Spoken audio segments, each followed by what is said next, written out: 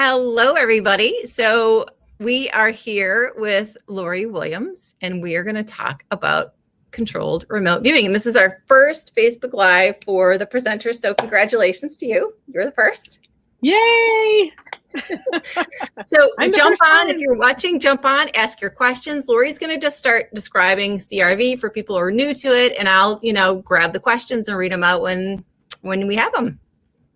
Yay! Well, that's great. So, hello, everybody. I hope that you're jumping in. I think I put the wrong time for this live thing on when I put it out on social media. I put it down for noon instead of 2 p.m. my time. Well, it's okay. It's all right. It's somewhere it's the right time. Yeah, it's 5 o'clock somewhere. Yes, exactly. It's noon somewhere. Yeah. Oh, wow. Well, this is great. I'm super thrilled to be here and to be working with you. And I really did enjoy the noon event. It was fun talking with, there in the chat and stuff. So that was a fun thing. Well, and this Facebook Live is going to stay up on your Facebook page for a while, right? So we can on YouTube. This is on YouTube. And on YouTube. Oh, great. Stream to YouTube live right now, and then it will rest there. It'll be an evergreen video there too. Oh, that's neat. That's really great. Well, awesome. So a lot of people have been asking about current events, and wondering if remote viewers are viewing stuff regarding current events and things. And that's always something people always want to jump in and ask about. Another thing that seems like people ask about is how they can separate imagination from true psychic perceptions. That's a big question always. And so, one of the things about our true psychic perceptions that we've learned really helps, excuse me, I have a little frog in my throat, is to set aside nouns. Nouns are words that name things and identify things. And we have a mantra in remote viewing, in our controlled remote viewing, that is describe, don't identify. And so it's really interesting because when people say, well, if I really learn remote viewing and I become a remote viewer, then, how will this affect my life? And one thing in polling students who've already learned it and are even working professionally, they say, well, it really boosted my confidence. And that was something that surprised me because I didn't expect people to say that, that, wow, it really boosted my confidence. And another thing they said, and I can see that though, because it also boosted my confidence. Well, I could see that just talking from you. I'm like, just the way that we talked about it and what it did, I thought that's gotta be a side effect. Yeah. Confidence is really a big side effect. It also really lessens fear. I think we fear that which we don't understand. Mm-hmm. And of course we're surrounded by fears all the time of, fear of failure, fear of not being good enough, fear of hurting somebody's feelings, fear of letting people down, fear of blah, blah, yes, blah, blah, blah. Me. Yeah. And so the big thing I think too that's really been helpful is it helps you deal with fear, because if you have a tool, it's kind of like if you're in a dangerous situation, but you're well armed. This might be a bad analogy, but if you knew you were well armed, or you really were like a black belt or 10th degree black belt in some martial art, you would not be nearly as afraid as the person who was defenseless, right? Mm-hmm. And so I think it's the same thing. If you have a tool that allows you to kind of be able to look ahead or be forewarned. To be forewarned is to be forearmed, they say, then that also lessens fear, because, hey, I'm here and I'm able to take care of myself and I'm able to anticipate threats or things like that. That's big as far as eliminating fear, helping to eliminate fear.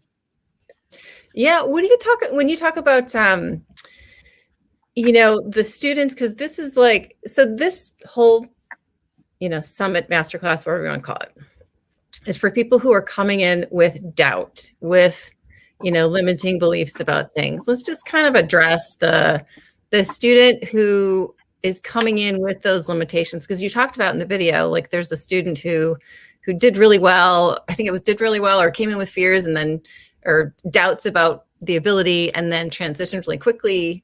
Just talk to that student. Oh, yeah. I think every single human being, when thinking about learning something new, feels scared and daunted, like, will I be able to do it? Or what if I'm the first one who can't do it? People always say, can anybody learn remote viewing? And then I know that their first thought is, what if I'm the first one who can't? And because the answer is yes, anybody really can learn this. It's real. I even have students who had closed head injuries, and and because of the closed head injuries, they couldn't remember anything. They had a very bad short term memory. Yeah. So you could teach them how, this is the structure. This is the structure of controlled remote viewing, and this is how you do it. And then 2 minutes later, they didn't remember any of it.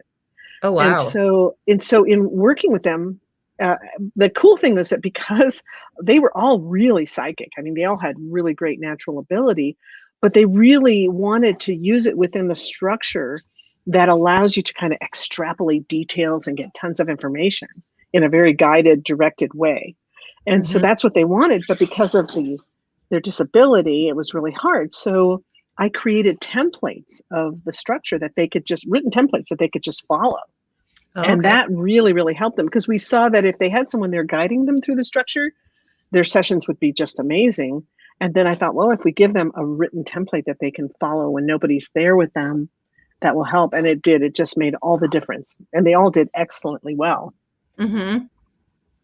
So, you know what I love to hear about are, because they're so like invigorating mentally and sort of spiritually, are the stories that you talk about what this has done for people. Can you tell a story about the guy who you worked with who was looking for archaeological finds, subterranean or submarine? Yes, yeah.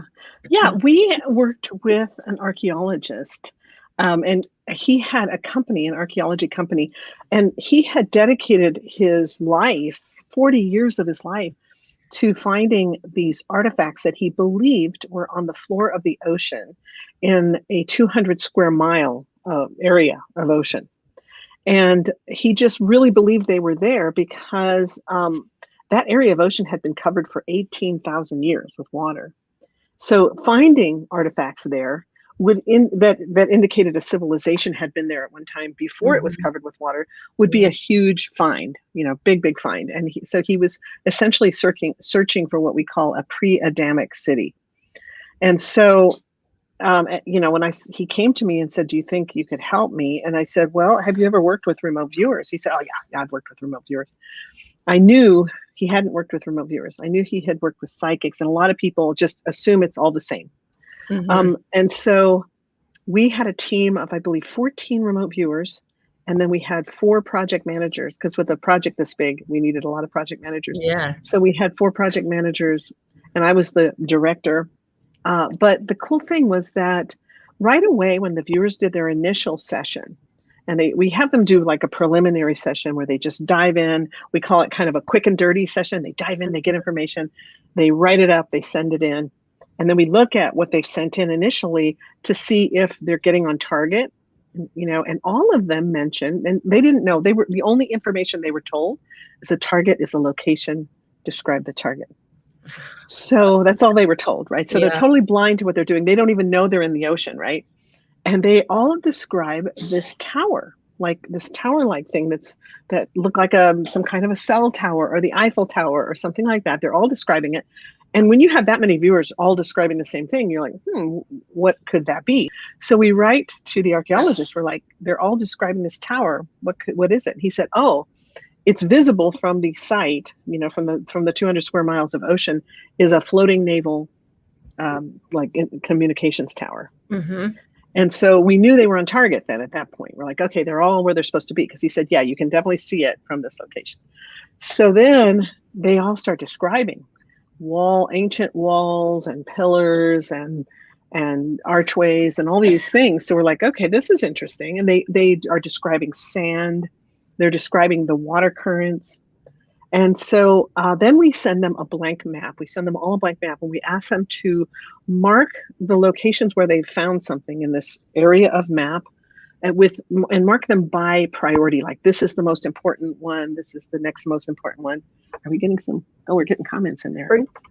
Anyway, let me see. I didn't even notice. I'm blithering Well, away. Colleen is here. Colleen loves learning CRV, so it's Hi, absolutely Colleen. amazing. We got a couple of Facebook users popping in to say hi. I'm going back to work, so I got Colleen, great some to see eyeballs. you. Oh, good to see you, Colleen. I think I was writing to you at like 3 o'clock in the morning on the forum, answering questions. I suddenly woke up and couldn't get back to sleep. I thought, oh, I'll just go in and answer questions. Yeah. But anyway, so it was really, really exciting. We send them these maps. They send us back the maps, and they've marked the maps. So what we did was we transferred the maps to transparencies, and then we put them all together so you could see how the dots lined up. And then we gave him, we completed this whole report. It was like this thick. And we sent him all the viewer reports with maps and guidance and an executive summary and a table of contents and all this stuff.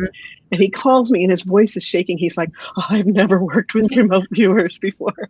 He was super, super excited. Yeah. And he took a boat and divers and equipment out there to the main GPS location that we had identified. And there he found all the artifacts he'd been searching for 40 years. I think that's the coolest thing ever. It was so amazing. And we did follow-up work with that. And now this is actually still ongoing. It's been delayed partly because of COVID, partly because of storms, and of course he's subject to divers' schedules and all kinds of things. So it's amazing how much has to line up before you can take a boat and a bunch of divers out to the middle of the ocean. But it's been really, really, it was just an amazing experience. And the second time around, what we did was we had all the viewers look at that one spot, because he actually believes that there's probably artifacts in the other GPS locations that we also found, but it's very expensive to take divers and boats. Yeah, I'd imagine it is. Out. And so now that they found this one spot, what they're doing is they have to bring a special boat with a special kind of a winch that can pull up these huge pieces of walls that have inscriptions on them and these giant pillars and things like that. They have to have a special boat for that. Hey, Sandy, welcome. Hi, Sandy.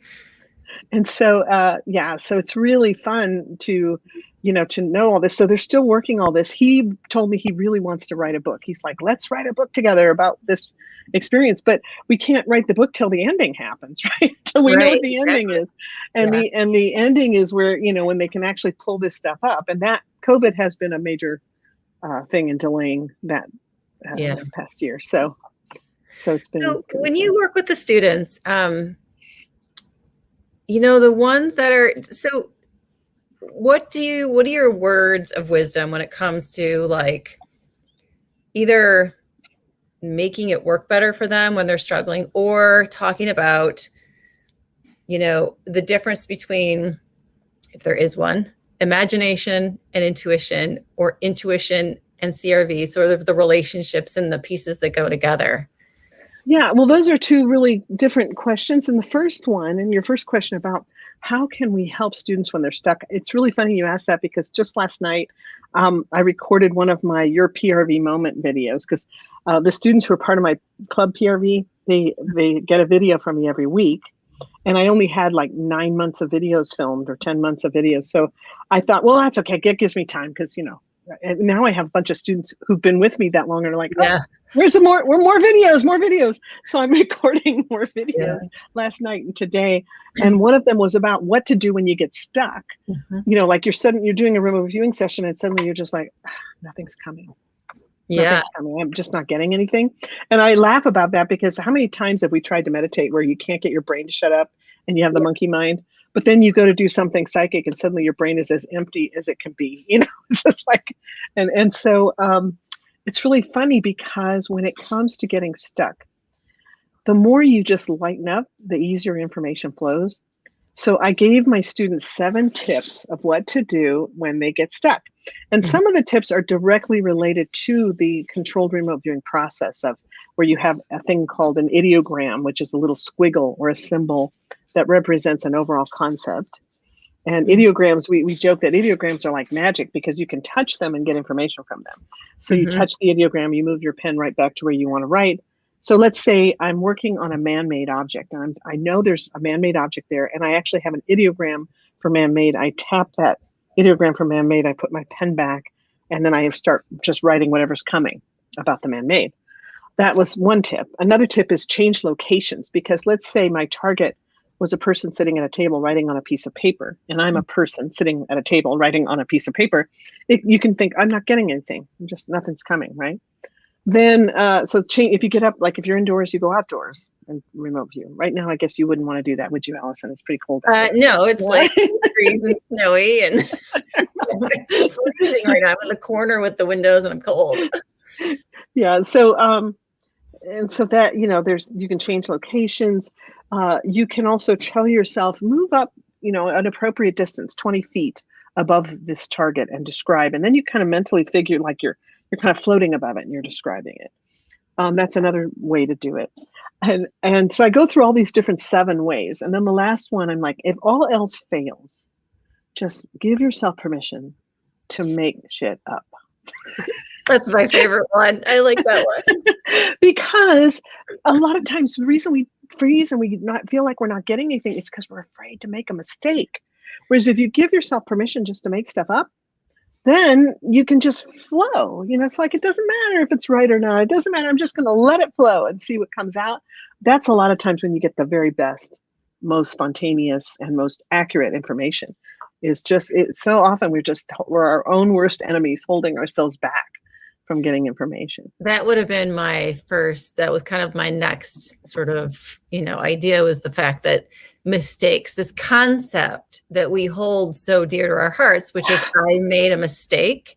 And it's very active in me this week because I feel like I've made a lot of mistakes with this event, so with CRV, I'm sure there are people who get stuck based on the idea of I'm going to make a mistake or I'm going to do it wrong. Exactly. And really the ego gets in the way more than anything else in any psychic process, not just CRV. I think the ego really gets in the way. And the ego is afraid to be wrong. It's really afraid to be wrong. Whereas the subconscious mind is always right. The thing about it, though, when I say the subconscious mind is always right, that's not totally true, in that even our subconscious mind is affected by our opinions. So, for example, if you had 2 remote viewers, one of them was raped by a priest when he was a kid, and the other one is a devout Catholic, and you give them both a mass Catholic mass to remote view, even if they're completely blind to what they're remote viewing, you only give them a number and say your target is number 1, 5, 6, 7, 8, or whatever. The remote viewer who had a terrible experience and therefore maybe has a terrible opinion of the Catholic Church is going to describe it in a way that corresponds with his own feelings. Mm-hmm. And the other viewer, who is maybe really devout, maybe has a great relationship with the priest of his local parish or whatever, is going to describe it very differently from the other viewer. So our opinions about things, our prejudices and stereotypes definitely play a role in the outcome of what happens. But at the same time, if you don't know something, like if you're completely ignorant about a certain subject, let's say, a lot of times those end up being the best sessions. When it came to my field of study as I was growing up and going to school, I was really interested in English, literature, and drama and acting and, all that kind of, arts, art stuff. And the science stuff, not so much. Didn't like it too much. And then I've ended up I've done paid projects where I've actually been working on, like, for example, the cause of an airplane crash. There was a really well-known airplane crash that happened in the 1950s, and the pilot's son wanted closure because everybody died and really wanted some information. And so the key thing was what caused the airplane crash, because there were some suspicious characters that had boarded the plane, including a guy who had just taken out a very high dollar insurance policy. And then there was a disgruntled employee, and there were these different people. They're like, could one of them have sabotaged the plane? So I didn't know what I was remote viewing, but I ended up knowing I was in the cockpit of this plane. I was looking at the pilot and the co-pilot, and I was experiencing this through the session as I'm writing. Mm-hmm. And then and everything's fine. The weather's beautiful. The conversation is light. Everything's good. And then all of a sudden there's like a loud sound, and the plane kind of jerks, and then it's suddenly listing to one side and stuff is falling and there's smoke. And I said, something is failing. Now, my husband, who acts as my remote viewing monitor, and I've actually written a book on monitoring. It's the only book on remote viewing monitoring that exists, but that's awesome. But it's an art to be able to monitor a remote viewer without leading the remote viewer. Sure. And so my husband always has to use words that I just used. So he's not using his own words, which could lead me astray. So I said, something's failing. And he says, move to the failing and describe. So everything has to be worded carefully so not to lead the viewer, right? That's a great listening technique. Yeah, it is. It's really great. Yeah. Clear. Yeah, move to the failing. And so when I moved to the failing, suddenly I'm looking at something very mechanical. And I'm like, oh, forget this. I know nothing about mechanics. And I'm like, well, there's this, I'm Italian. So I'm like using my hands and everything and going, and he says, could you sketch that for me? And I'm like, no, I can't sketch that. I don't know anything about machine. So could you just try? So I did. I ended up sketching the inside components of this engine. And a good monitor stays very, no expression. So I'm thinking I'm boring him to death, and I'm just making stuff up, and I'm sketching these long things that are attached to this other thing that's inside this other thing, and then blah, blah, I don't have any clue what it is. And then we end the session, and we break, and because we had to, like, an appointment or a dinner engagement or something, and we're heading out the door, and I said, sorry, that probably was pretty boring for you. And he grabs my face. He goes, that's the best session you ever did. He said, I know exactly what you were sketching. His dad was an airplane mechanic in the 50s. So he knew exactly what part I was sketching. Oh, wow. And everything. And so then later we got feedback, and we actually got to see the part that failed, that I sketched, and it was, it was amazing, the correlation. And considering I have no knowledge of that sort of thing, that's what blows my mind, is when you can pull knowledge from the universe about something you don't know anything about and describe it accurately. I want to talk about trust in terms of the unknown, and in the relationship it has to either your life personally or what you've seen it, how you've seen it come about with your students. Because to me, as I'm listening to, I'm thinking, well, that's a trust. That is the ultimate trust in the unknown. Like, you're in the unknown and you've got to trust just the blind signals that are coming to you. But how does that translate? And that translates in confidence too. But like, stories are amazing. I love stories. So if you have a story about how building that trust within the structure of CRV, found its way into your non-CRV life session. Yes, for sure. There's so many ways that learning and becoming a controlled remote viewer has altered my life. It's altered my belief systems hugely, mainly because you bump into things when you're remote viewing that sometimes contradict your belief systems. Edgar Cayce, everybody knows who Edgar Cayce is. He was a devout Christian, and yet when he would be in his trances and talking, later when he would read what he said, because he didn't have any memory of saying it, when he would read it, some things he actually disagreed with. They kind of contradicted his belief system. And that must have been a conflict, I'm sure. But for me, it just sort of really broadened my belief system. It expanded it. And I realized that the universe is so much in control. And so many miracles have unfolded in my life that have really shown me how much the universe is in control. And in manifestation of my dreams, just in manifestation of getting where I felt I was being led to go, for example. So as an example, for years I dreamed about, and I don't mean dream when I'm sleeping, I meant having a dream, having a desire or a wish. I really wanted to have a small motorhome and travel around in a motorhome. It kind of symbolized freedom for me, and I thought, oh man, I really want this motorhome. And so I read about motorhomes. I researched motorhomes. It would be the thing I would do to kind of relax myself after a tense day or whatever, until I really knew engines and all kinds of, the mechanical parts of motorhomes, because I really researched it. Well, then, and sometimes just to relax me, we would go to a dealership and look at motorhomes. But we didn't have any money. We'd just gotten married and we gave up everything. You know how divorces clean you out? So neither one of us had anything. And we just got married, and we went to go look at this dealership, and somebody had just traded in a small little motorhome. And I was like, oh my gosh, that's our motorhome. That's the one. And Jim's like, sweetie, we don't have any money. And I'm like, I know, but I just feel like it's really, that's the one for us. And then the next day I called him at work. He was at work and I was at the house. I was like, could we trade in our car? He's like, no, we can't trade in our car. We have to have a car. Yeah. We Or can't that get to this the grocery motorhome. store. Yeah, we can't get this motorhome.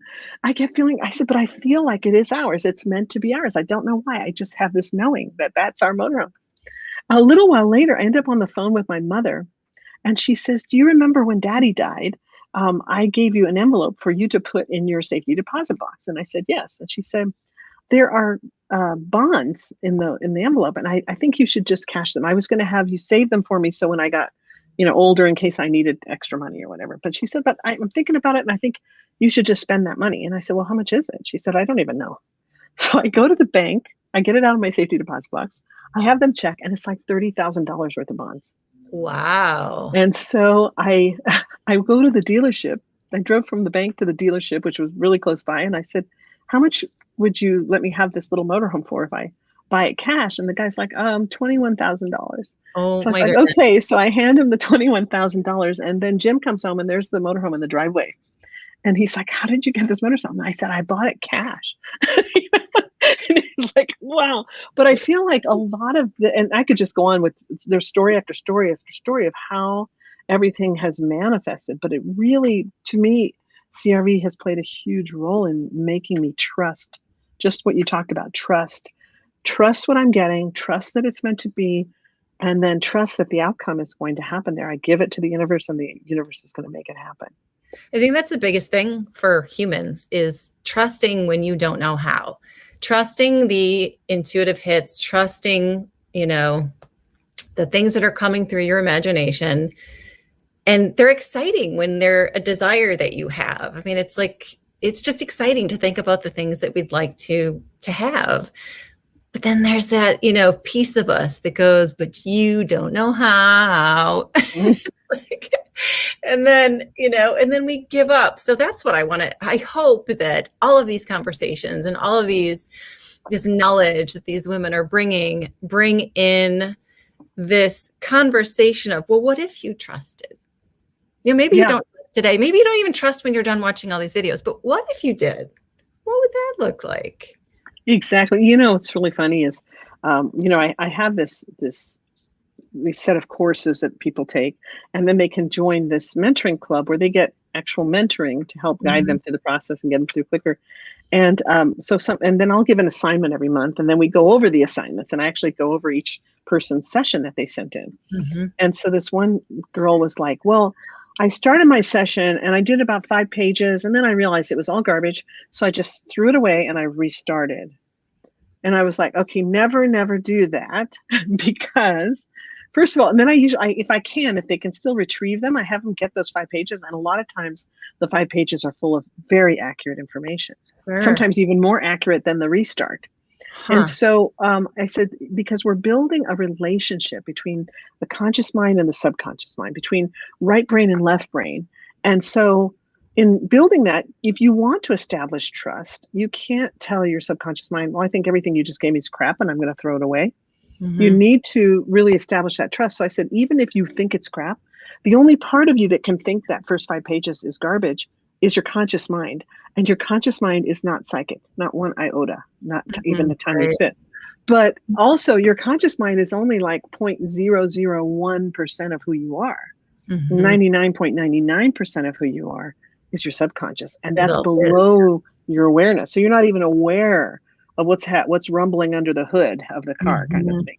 And so since you're not aware of it, you don't realize how trustworthy it is yet, because in the beginning, you're still having to develop that trusting relationship, but it goes both ways. If you do things that say, I don't trust myself, or I don't trust you, subconscious mind, or I don't trust you, intuition, then that's hurtful to the relationship. And then the subconscious can go, okay, well, I'm never going to tell you anything again. You know what I mean? I mean, it can end up not being a good thing. So I always tell people, you're not allowed to throw anything away. When you start, that self-doubt that creeps in is coming from the conscious mind, which feels threatened now that we're allowing the subconscious to have a voice and to kind of be part of the whole controlling thing. then it's like, oh, now the conscious mind's kind of like, wait a minute, I'm not sure about this. It's kind of like going under hypnosis, people who are Mhm, scared that the hypnotist might take control of them or make them tell their secrets or whatever. mhm. I used to be a hypnotherapist, and people be Oh, afraid okay. of that kind of, Yeah. people would be afraid of that. I had a real successful business in Texas for 14 years, and people would be afraid of, well, what can Mhm. the Oh, hypnotist yeah. do? And so what happens is that even if they're in a state of hypnosis, Mhm, there's a kind of a resurfacing and a going down and a resurfacing and going. And that's normal because mhm, the conscious mind is checking in. Is everything okay? Everything we're still okay? Okay, we're okay. Okay, then wait, is everything okay? It's like kind of like that. mhm. And that's kind of how our psychic ability works as well. We want to trust it. We want to trust that what we're getting is accurate, but then it's like, oh, wait, can I trust it? Is it going to lead me astray? Is this really Mhm, going to be okay? And it takes a while before when you've established a track record of accuracy, then you mhm. can go, okay, I think I can trust this now. Yeah. We're running up on 3:30. I have one more question before we go because I think it's an important question because I see it all the time. I see it in myself, I see it in my kids, I see it in people. When we're running up against that doubt, we're in the energy of doubt. And someone says, it's going to be okay. Your pacing is fine. And of course, that if we're in that energy of doubt, it often strengthens it. And, it makes it it's like somebody telling you to calm down when you're upset. You're just like, no. Um, but the timing of things and how we can be more embracing of our timing when it comes for us, because we might look at other students and go, oh my god, they got this perfect target, they did it right away, or whatever. Even if we're looking at life, they did this and it happened so fast and we're comparing. But Oh how yeah. how are you encouraging students to just be accepting of their perfect timing? That's really a great question. And, I just am constantly encouraging them. I try to be encouraging while I'm teaching. I try to be encouraging in my comments. I try to really be encouraging in everything I do to just love themselves. It's so Mhm. hard. It Well, is if, hard. it all comes down to self love and self acceptance. And when we don't love ourselves and we don't accept ourselves, then there's that inner bitch who's always like, oh, you didn't do this right. Oh, no, everybody else is ahead of you. Oh, you're, blah, Yeah, blah, blah. you're a So I loser, always, you're never gonna make it. yeah, but my classes, my video courses, when you buy them, you have them for life. And Mhm. so people will be like, oh my gosh, a relative died and I had to go to the funeral and I had this happen and that happened and I haven't even started the course yet and it's been 2 months. And, can I still watch it? I'm like, yeah, you have it for life. As long as the internet's there, or as long as I'm here, until Jesus comes back, whatever, you have it. You have this course. Yeah. And when it's right, when the timing is right, that's when it's all going to come together for you, and I And always also really this course too. I mean, I had somebody say, "Oh, and I've got to rush through it." I said, "No, you don't. When you buy the All Access Pass, you get all of the videos that were like we all did together, this co-creative project that we did, and you've got." The only reason I didn't say lifetime access is because I don't know what I'm doing when I'm 90. Like, I may be doing something different, but Did they you have know access. there's actually a definition of lifetime access in computer Oh, terms really? In legal legally? terms? Yeah, a legal term, and it's technically 4 years. Oh, oh God. Only four Lifetime, 4 years. years. Yeah. So perfect timing. I agree. It's like we just have to be more involved in conversations and with people like yourself and the other teachers that embrace the conversation of it's okay where you are, wherever you are, and you don't have to rush, and you're not missing anything and you didn't do something wrong. So just continuing that conversation is so helpful. Yeah, it So really is. We yeah. got some great participation here. Yeah. So this has been fun. I will let you get back to your day now. So it's we're at 3:34, but if anyone's interested in CRV, you've got Lori's videos, you've got us, the Facebook group, and I have so many moving pieces in this project that it's a big project, but It was a big thing to take on. I admire you. it all works out. So thank you guys for joining us. And by the way, if you're a Facebook user, we can't see your name unless you give Facebook the authority to post your name. So all we see is Facebook user. But Facebook user, tell us your name. yeah, we want to know who you are and if you have like a an icon of your face. We'd love to see your beautiful faces and all that. But He says, I so love the class. I'm CRV. I'm in my 3rd week. nice. Very nice. Awesome. Good for Okay. you. So we will see you guys on Facebook, and you can watch this again on YouTube, in the Facebook group, ask questions below it, and all of that. So thank you for co-creating with us, everybody. We have loved. Thanks, Allison. You're doing a great job. Thanks so much. Thank you. Thank you. Bye. Bye-bye, everybody.